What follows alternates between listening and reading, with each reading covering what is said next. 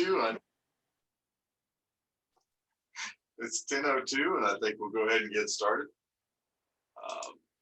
So welcome everybody to our session this morning on identifying and correcting digital threats to small business value.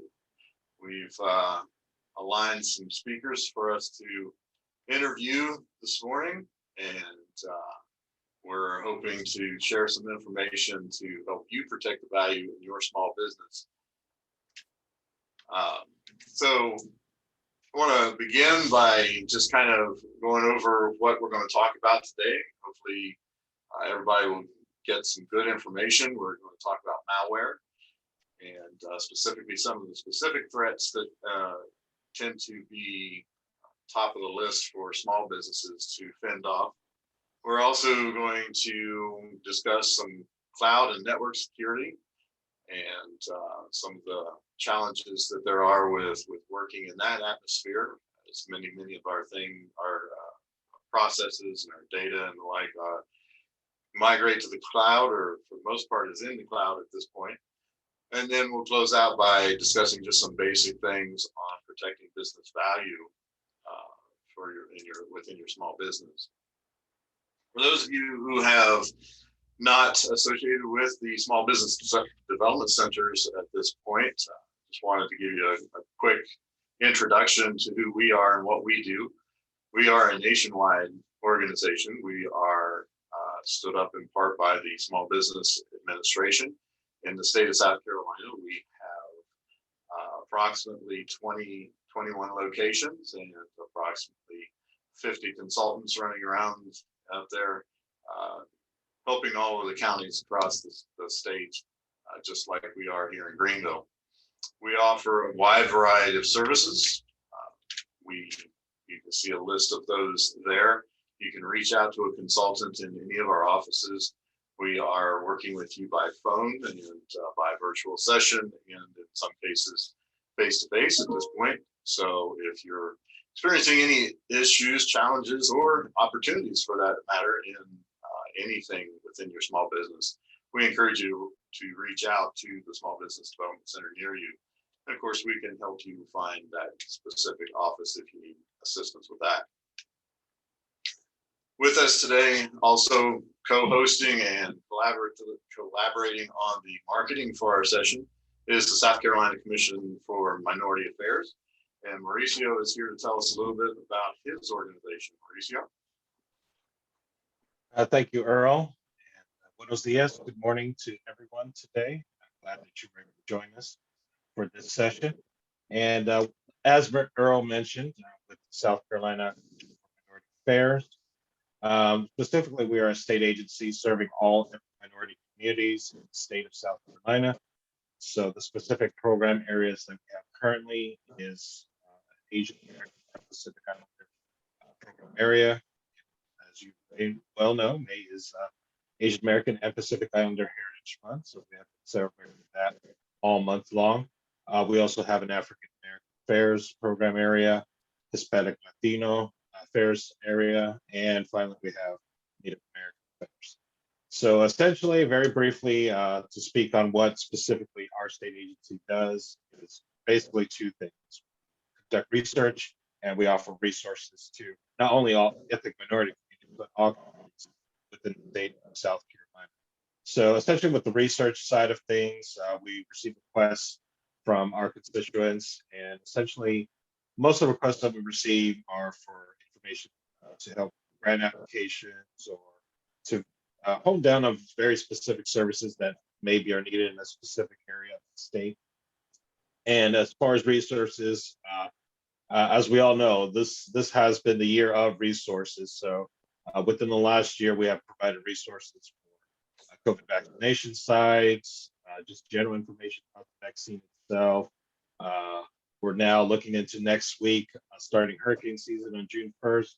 So collaborating with other state agencies in that aspect, we collaborate with the Department of Emergency Management Division of South Carolina.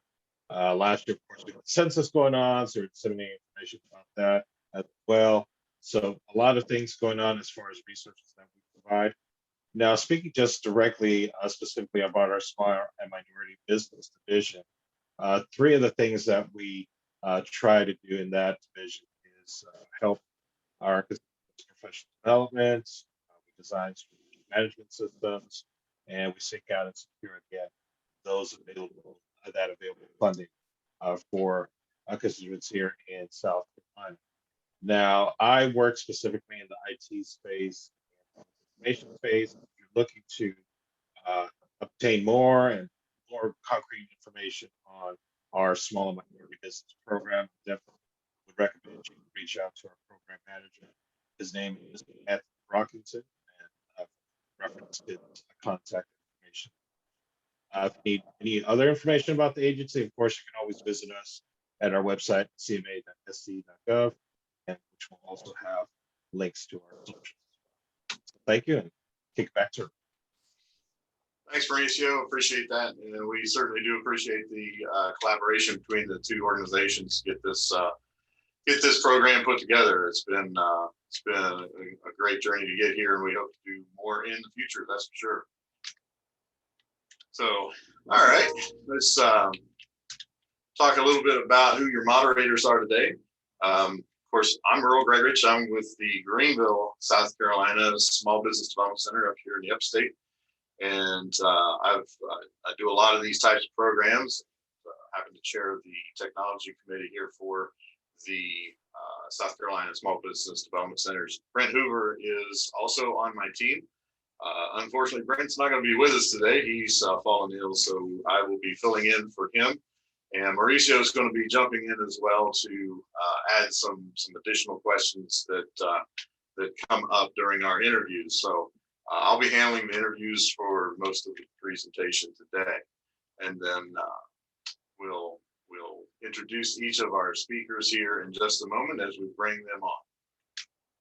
So why are we here today? Well, primarily we're here to help small businesses protect the value, the credibility, and reputation of their business. You don't have to look too far in the news headlines to find out that someone's gotten hacked, somebody's having difficulties, someone's being held up for ransom. We just recently had some major headlines, especially here in the South, where the pipeline got hacked, and we've seen real world issues caused by that. So we realize that being a small business, we don't always have the resources, we don't always have the tools, and frankly, we don't always have the staying power that might be required to bounce back from some of these issues and some of these challenges we're going to be talking about today. So when we talk about protecting the value, credibility, and reputation, that's really what it boils down to. All of our small businesses understand the risk. They understand the fact that they are a target for the most part. They get that. Some of the small businesses we talk to think maybe they're not a target because they're too small, but that's really not true. But when it comes down to it, a small business really wants to protect that value that they've built up in their business through the hard work that they have, maintain some credibility in their industry and in their circles, and protect the reputation that they have built. And you certainly need to consider cybersecurity when you're thinking in that manner, because one press of the key, one or all three of these can go away in a short order. So we're going to talk a little bit today about some varying topics. Our first guest is going to be Shelly Waite, and she runs her own business here in the upstate. Shelly, do you want to tell us a little bit about your business and how people might contact you after our interview today?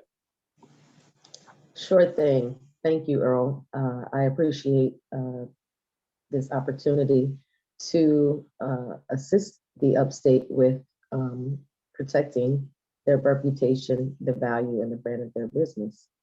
My name is Shelly Waite Bay. I am in Greenville County, and my business is Waite SLTS.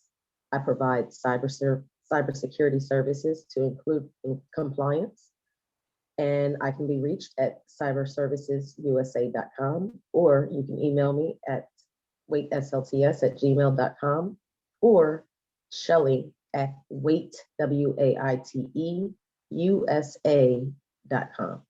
Thank you, Earl. Sure. Thanks for being with us today.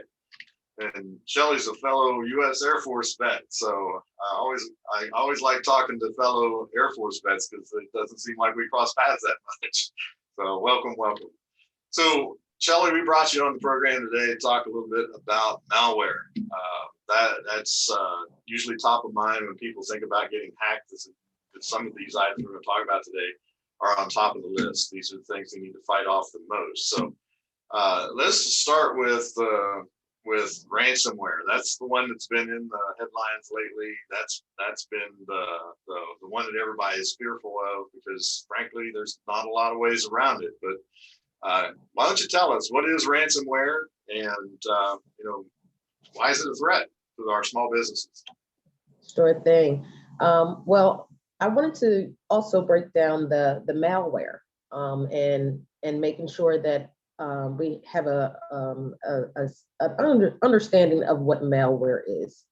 Malware is broken down into malicious software and combined to be malware.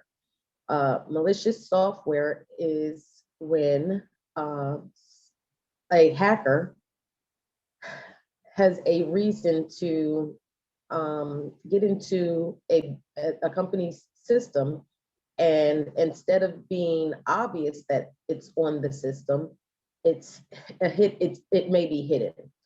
And depending on the time that malware is hidden, that may dictate the ransom that a hacker is asking for or asking to be paid. So to answer your question, with ransomware is the ability for a hacker to connect to your network that you're using, the Wi-Fi, the internet, whatever you are using to connect to the network. Instead of being able to come in in a morning and log in, all of your information has been stopped. You're not able to log in, and instead you're being asked by a hacker that has hacked into your system to pay a ransom. The most recent ransom that I am aware of is a $4.5 million ransom fee for a critical system, a company that holds critical systems. For them to continue to access their information, they had to pay a ransom fee. Yeah, and I think you brought up an important part of ransomware. A lot of our small businesses think, well, I came in this morning, I turned on my computer, everything was running, so I must be fine.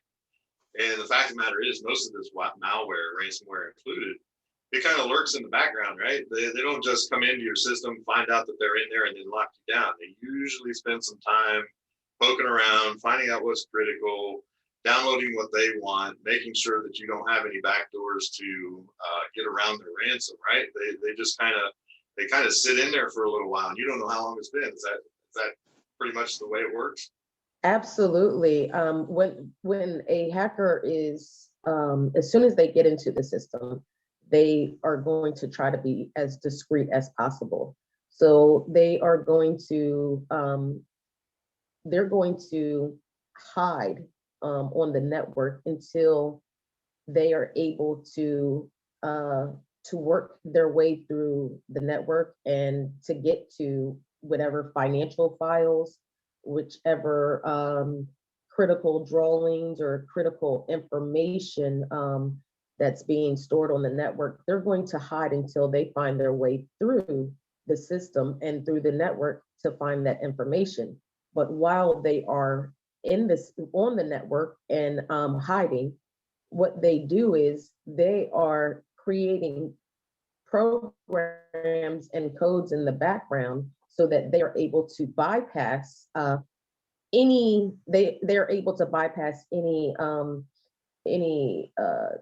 system tools that may be in place that can that can discover that they are on the network or on the system. Yeah.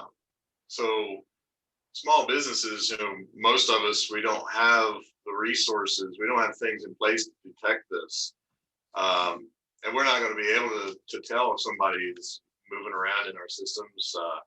We don't check the log files maybe like we should. We don't set up our routers maybe like we should. We took it out of the box, we plugged it in, and we followed the 1, 2, 3 step instructions out of the box. Everything worked. So that's good enough for us.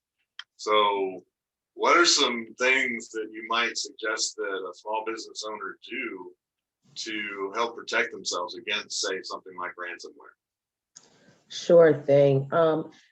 Some of the things that small business owners, and there are many small business owners that aren't able to implement a full cybersecurity program. So some of the things that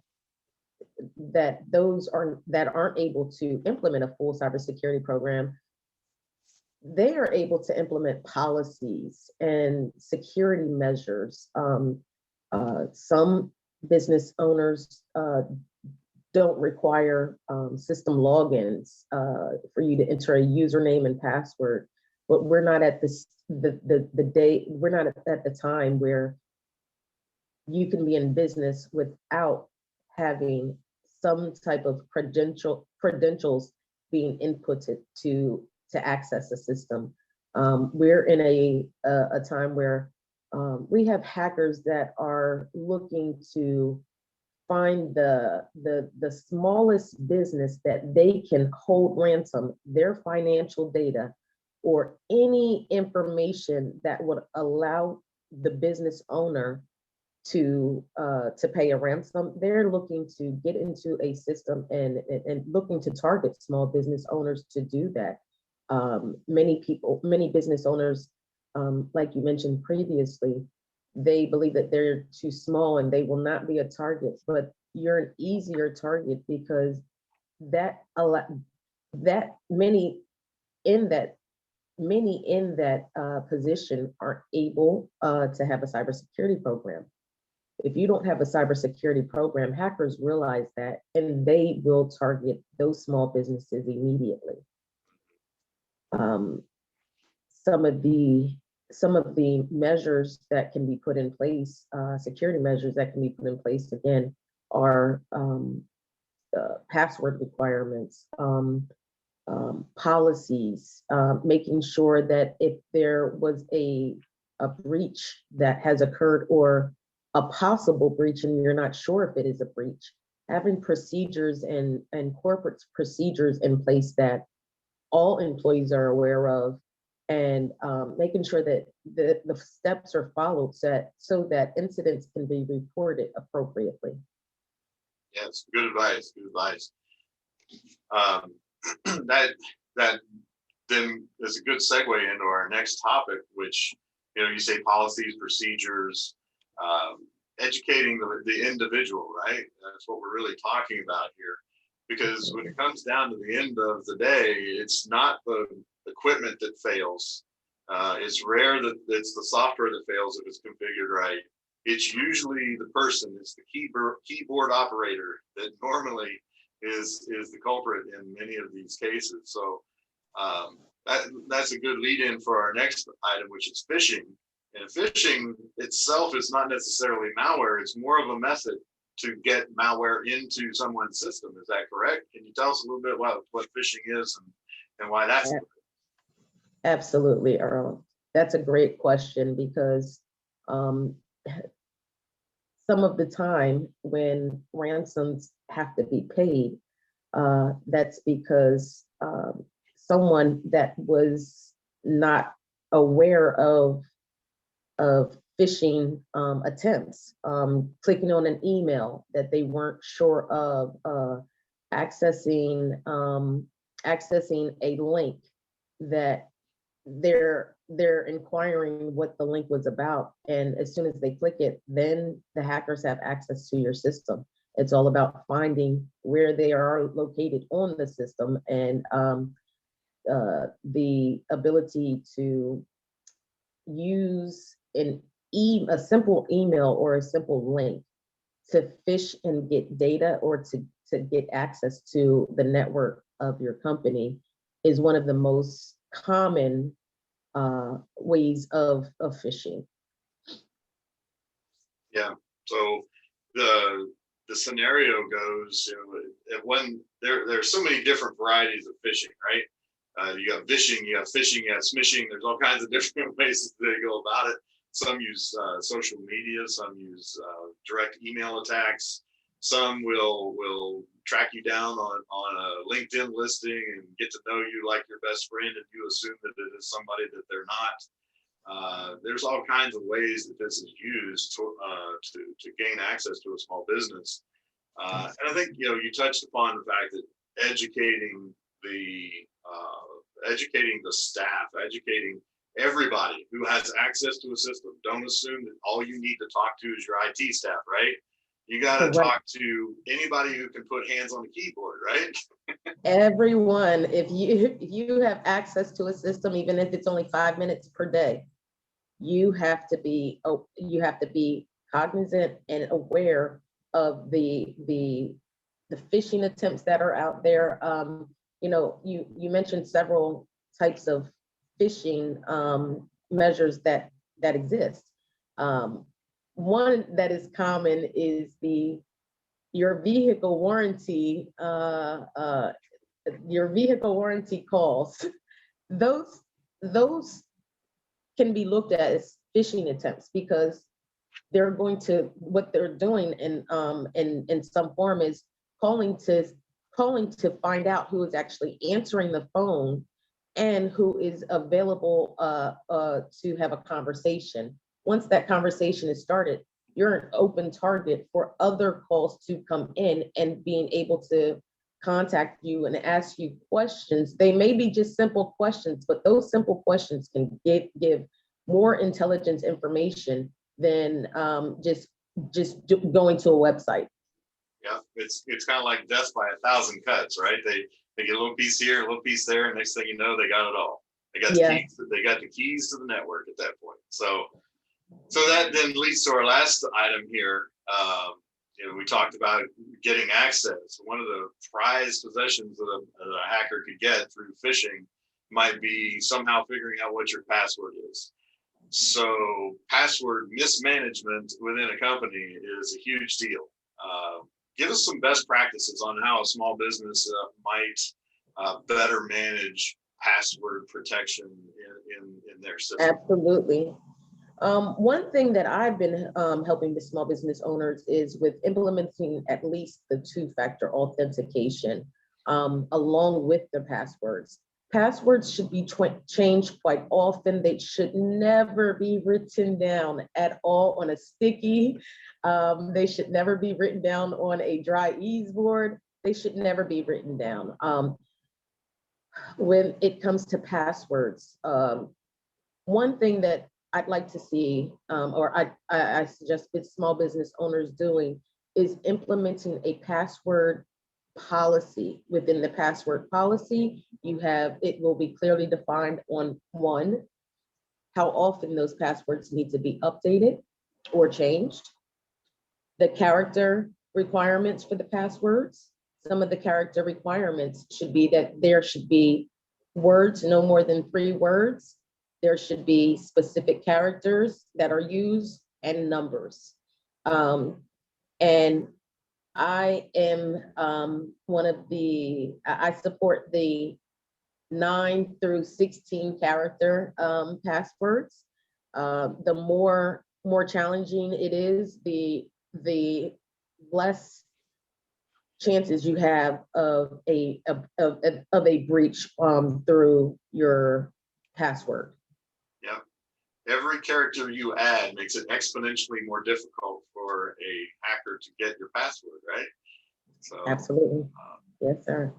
Hopefully everybody's been following along in the chat. Mauricio's been posting some good resources on phishing and password management and ransomware. So I encourage you to copy and paste those out to a notepad or something so you have those handy. And of course, all of us who have that little sticky note on the bottom of our keyboard with our passwords on it, probably should take that off now, right? There's no excuse, you know about it now. Please. Nobody will ever find it there, right? Yeah, we see some crazy stuff in our business. So, all right, we're going to move on then. Thank you, Shelly, for those words of wisdom. And hang around. We're going to bring you back into the conversation here towards the end. Next, we want to talk with Nick. Nick is with Cocoon Data. You want to talk us through what Cocoon is all about, Nick? Good morning, everyone. And first of all, I want to thank the SBDC for having us on here. My name is Nicholas Martin. I started in cybersecurity whenever I was an information technology specialist in the Navy back in 2008. After that, I started working with large organizations for cybersecurity inside of high side environments, protecting sensitive acquisitions data for the DoD and things of that nature. Now I work for Cocoon Data, and Cocoon Data specializes in helping small to medium-sized organizations secure ITAR regulated data. That's the International Traffic of Arms regulation. So anything that is defined on the United States munitions list is regulated under ITAR, as well as we're moving into the CMMC space. That's the Cybersecurity Maturity Model Certification.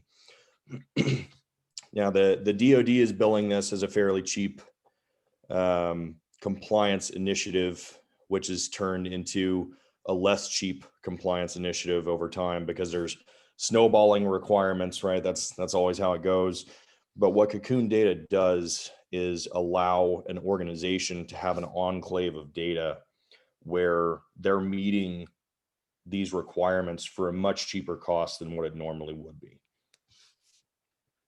All right. Well, thanks, Nick. I appreciate that. And I'm sure our small business owners will appreciate the fact that you're trying to drive the cost down on some of these solutions that are out there. Because, you know, when we're out there talking to small business, that's the first thing we talk. We mentioned cybersecurity. Of course, those who don't run for the hills immediately will and do stick around. The next question out of their mouth is, well, how much is it going to cost, right? So we have to be very, very aware of that. And I'll speak to that towards the end of the presentation today. But so Cocoon, my understanding is Cocoon really focuses on some cloud-based services that you offer in storage and now your assessment tools for CMMC.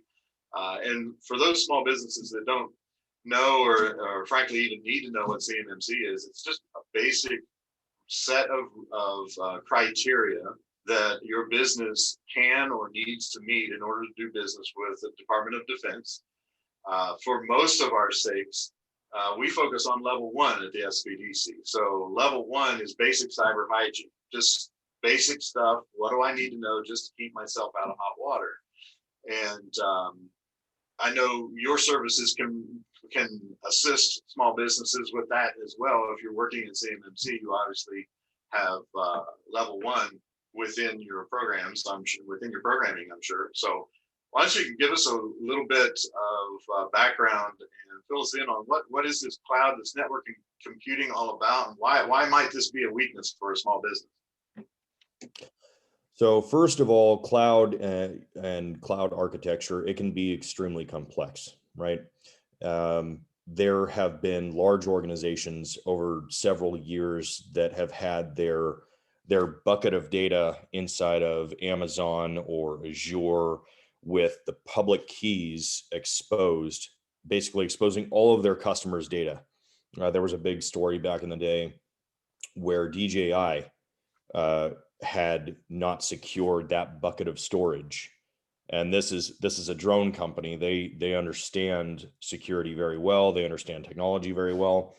And all of their customers' location data, including their home, where they were flying their drone, their video storage, all of that was exposed to the public internet for several months. Yeah. That was a very big problem, and it was supposed, you know, it can be easy to fix if you know what you need to look for, but you don't know what you don't know sometimes, right? So right. That's the complexity of cloud security. Most of our small businesses are probably operating on, Google Drive or iCloud or something like that, which probably isn't even as complex as those systems you were talking about, right? Right, absolutely. And the issue with those types of systems is once you share information, there's not an easy way to unshare information. And whenever you give someone access to that information, they only may need it for a week, right? Yeah. But if you're sharing that information for 6 months and then their password is on the bottom of their keyboard to their Google Drive account, and somebody gets into their office, well, now your data is compromised as well, right? So it's this cascading effect where a organization can greatly increase their exposure if they're not using the right tools. Yeah, and you bring up a very good point on a topic that a lot of small business owners, I feel, don't fully understand. I remember the days back when, putting something in the cloud was really scary.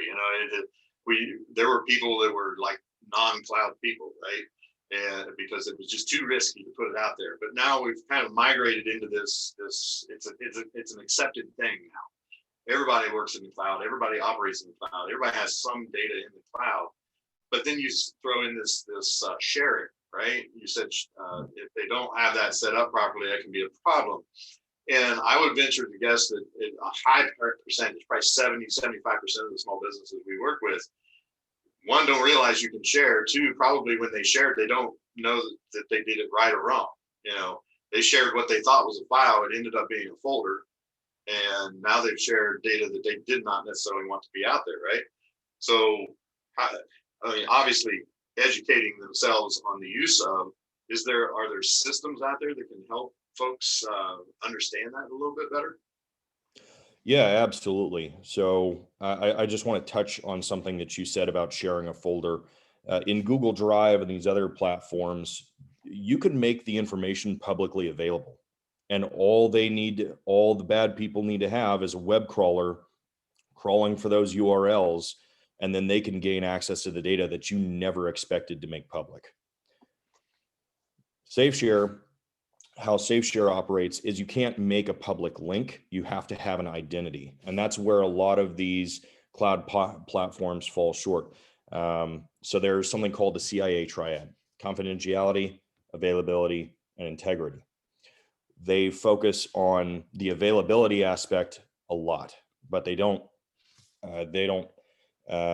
focus on the confidentiality aspect. And that's where SafeShare really shines.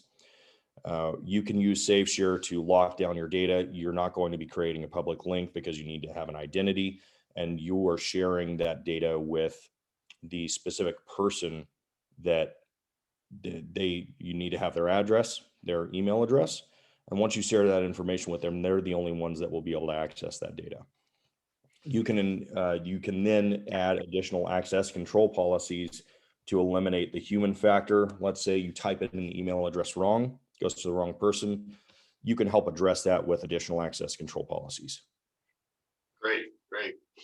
And those are all extremely important when we're going out into an atmosphere that we're not used to operating in. We need those extra protections so we can guard against ourselves, right? That's probably the best way to put it. So when we're talking about cloud and atmosphere networking and putting data out there in the cloud, one of the more common uses with our small businesses is to run backups, right? They have to have a easy way to do a backup. It needs to be convenient. A lot of times they can put a cloud-based backup system on autopilot, not really have to interact with it all that much.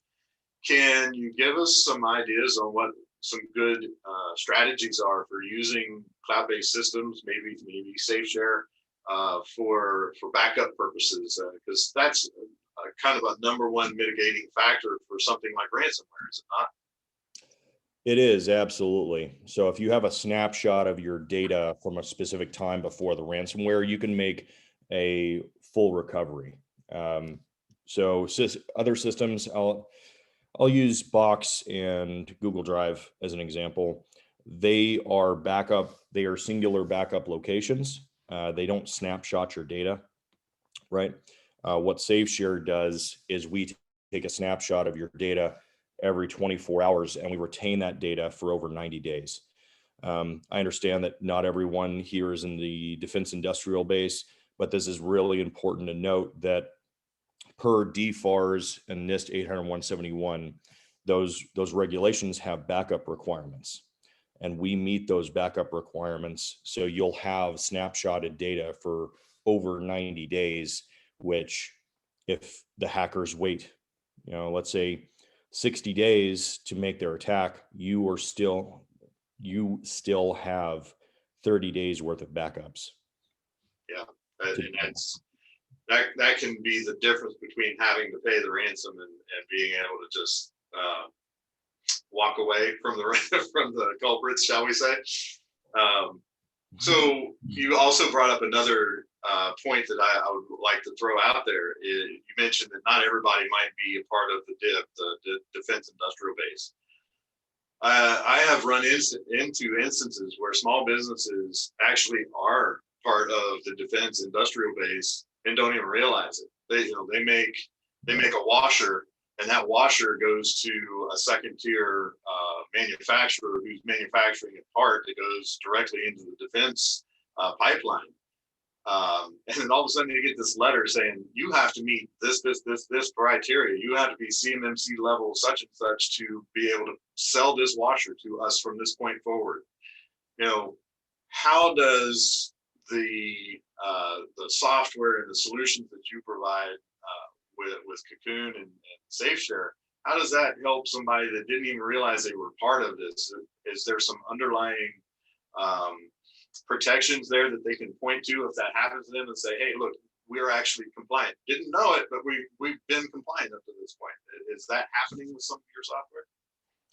It is. And a lot of these stories come out of the small mom and pop shops where they're the administrator, they're the data owner, they're working on the shop floor, manufacturing these little widgets that help keep the Air Force planes together, right? And they know they have to be compliant, but they were wondering, how in the world can I afford that? And SafeShare is a plug and play system, right? You can spin it up in 2 minutes. It's just, it's a much more secure version of Google Drive or Box or something along those lines, just as easy to use. And what you were saying about the washer, right? That's, if you have a contract with the federal government, even secondhand, that's federal contract information. That's FCI. That requires CMMC maturity level 1 certification. SafeShare helps an organization satisfy 37 of the CMMC practices up to and including level 3. So if you need to have, let's say, controlled unclassified information, as well as federal contract information, you can use SafeShare to help satisfy 29% of the entire regulation up to maturity level 3. And that is some serious cost savings if you were to try and do it yourself. Yeah. So it would be good practice for a small business owner, even though they may not feel like they're in the position to have these requirements going over in their business. It would still be good practice for them to seek out tools that give that additional level of protection in the event that in the future they have an opportunity. They don't have to completely change out systems and things of that nature. Would you agree with that? Yes, sir, absolutely. And it helps businesses inside of the defense industrial base that may only have FCI to have a land and expand model. Maybe they don't have CUI right now, but they'll be able to afford it more easily and get more easily into that space and get more contracts based off of the additional controls that we help with. Okay. So I know you talked a lot about SafeShare, and I know that probably a lot of the small businesses that we work with right now are unfamiliar with that tool. They're probably using some other resources out there that might parallel some things that might be good graduating steps to get them into SafeShare. What are some of those tools that are currently out there that small businesses typically are using that you feel are really good launching pads for them to move into maybe something bigger, better, and faster, like a SafeShare that you're seeing out there? What's the migration path, I guess, is the best way to ask that question. Great question. People that are what's the word? Security aware. They are using the compliant version of Box. So Box helps meet certain controls within the space. They also you can also apply access control policies, password management. As far as additional utilities, I would recommend password managers, disk backup, as well as there's some other utilities for encrypted email that you can use to help protect that sensitive email information from point to point. And once people are at that stage, they notice that there's some gaps in that assessment, and that's whenever they start migrating to SafeShare, because it's a true end-to-end encrypted file sharing platform that gives you a culmination of all of these little tools. We provide backups. We're running virus scans for that organization inside of that environment.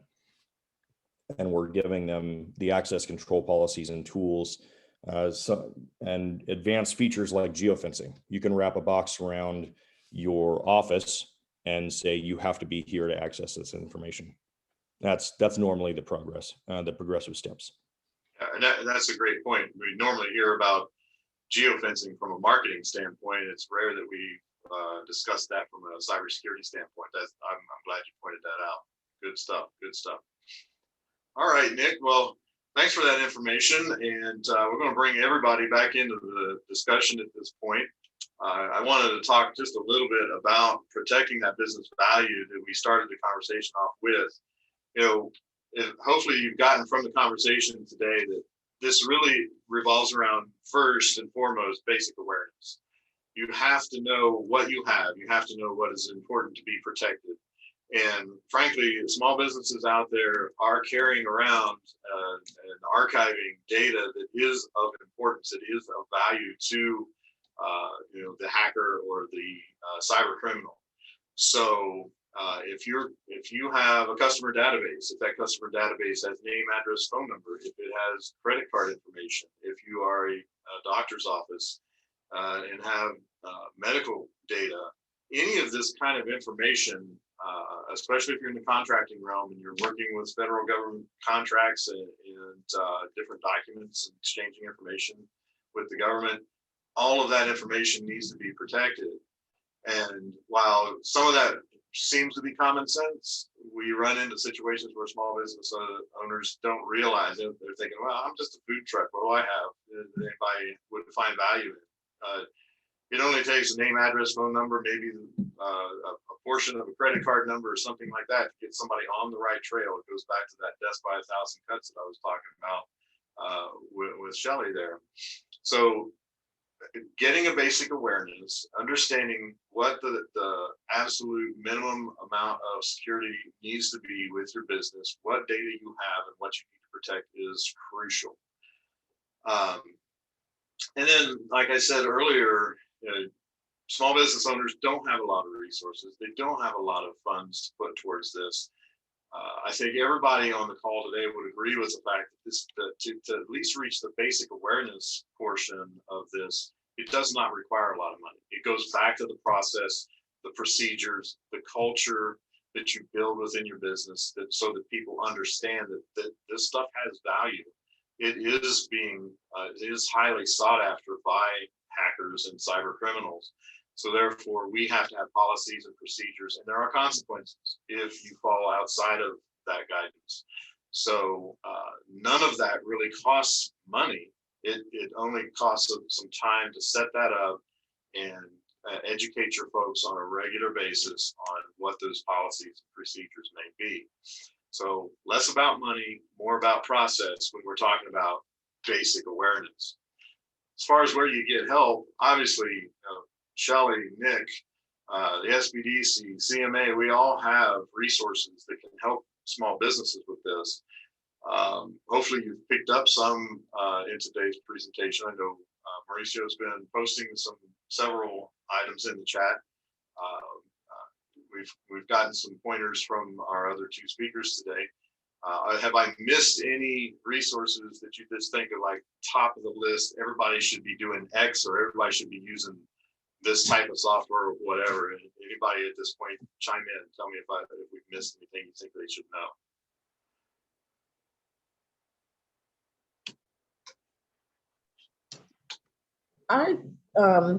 Great question, Earl. Excellent question. I don't have a recommendation, just improving the corporate security hygiene. That's definitely a focus. Good point. I'd like to touch on something really quickly, Earl. Password managers. Password managers are extremely valuable.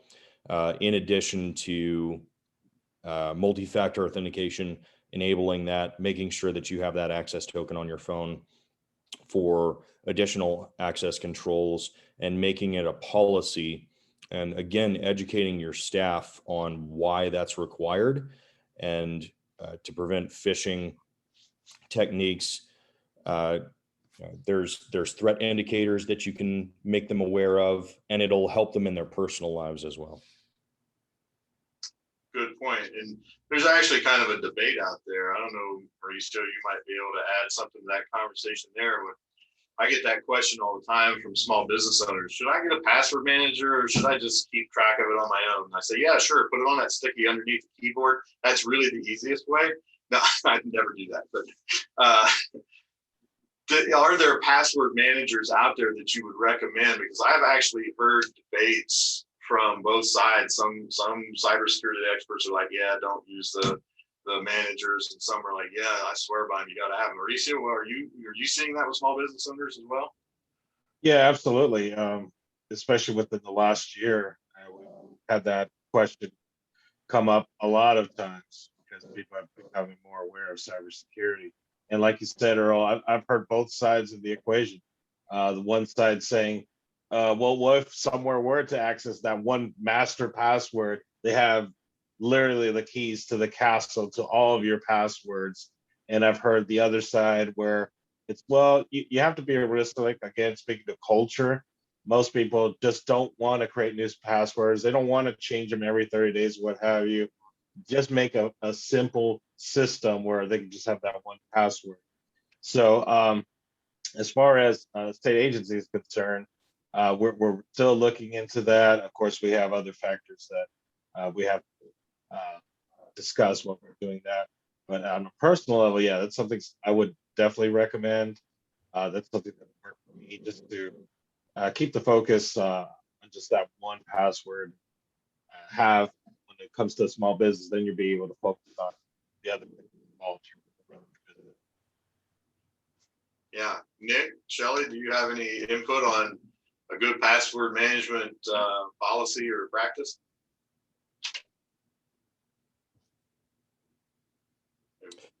One thing that I'll note is I do not use a password manager in the cloud. What I use is KeepPass. It's an open source utility. It keeps a database on your local computer. So whenever you turn that off, there's not any hackers that can crawl that cloud service for your password to try and guess it. It's on there on your local machine, and you can create a hardware key with a USB key for additional security. So you have to plug that in the computer before you can unlock the database. So that's something I highly recommend. Cool.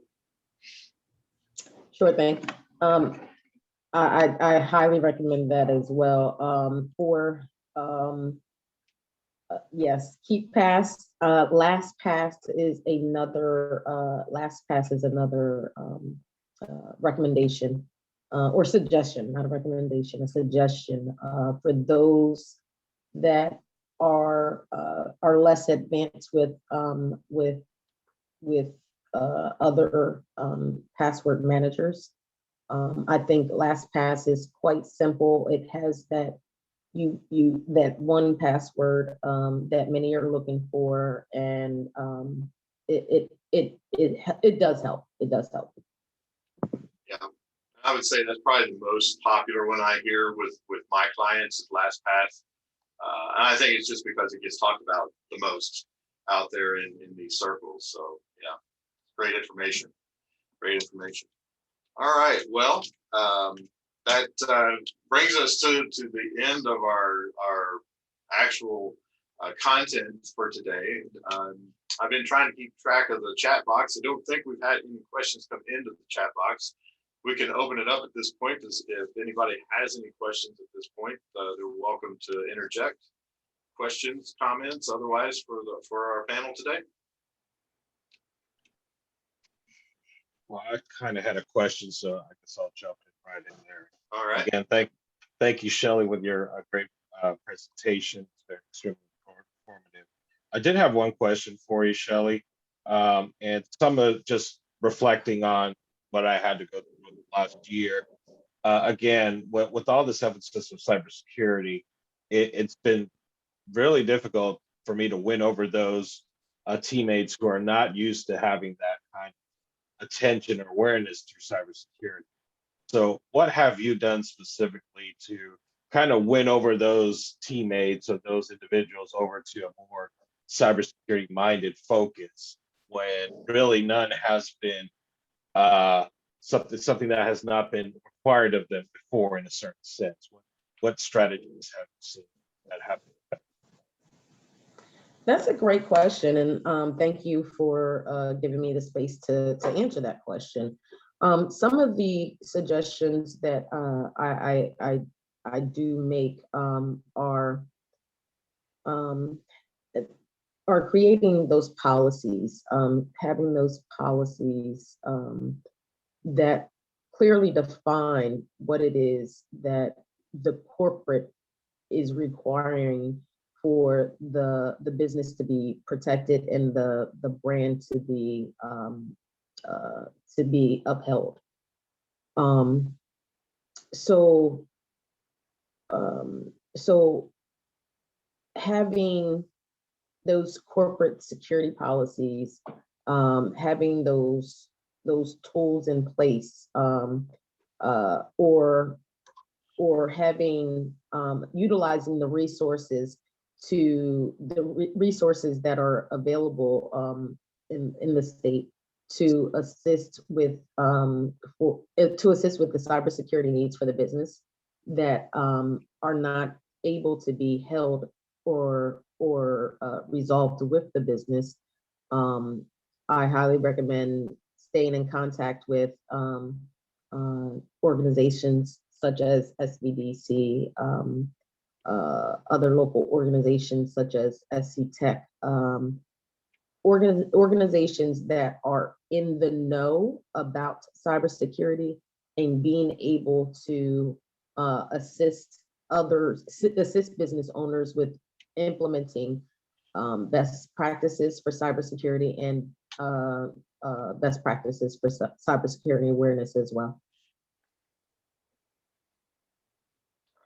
Thank you for that. We actually got a question in the chat while you were answering that question. Thank you, Shelly.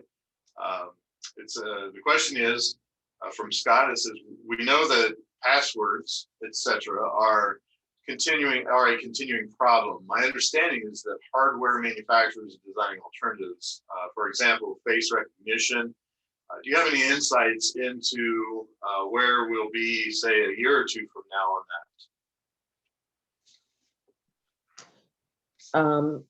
Short thing, with biometric measures, I was doing a migration last week, and during the migration, one of the questions was, does the organization want to implement two-factor or multi-factor authentication? And I immediately, I said, this is something that needs to be implemented because it gives the business a corporate stance of their security structure. With regard to, I apologize, Earl, can you repeat that question one more time? I'm just trying to get some insight on where we're going with the biometrics, the face recognition. Do you have any insights on how popular that may become, if it's going to be a must or Sure. I think it's coming down the pipe faster than it has in the past. If you notice, many banking and financial institutions are requiring or giving you the ability to use enable biometric features such as your fingerprint, or even utilizing your phone. There's the facial recognition feature. If we follow technology and the advances with technology, we've gone from no password to having passwords to now we are in the stage of utilizing the biometric features. And this is one of the most secured ways, with the exception of the false positive and false negative errors that may occur. This is one of the most secure methods and techniques of implementing great cybersecurity hygiene for a corporation. Nick, how about you? Do you guys incorporate that into your current offerings? And if so, how reliable is it? Are we seeing strides in that, or where are we headed with it with you guys?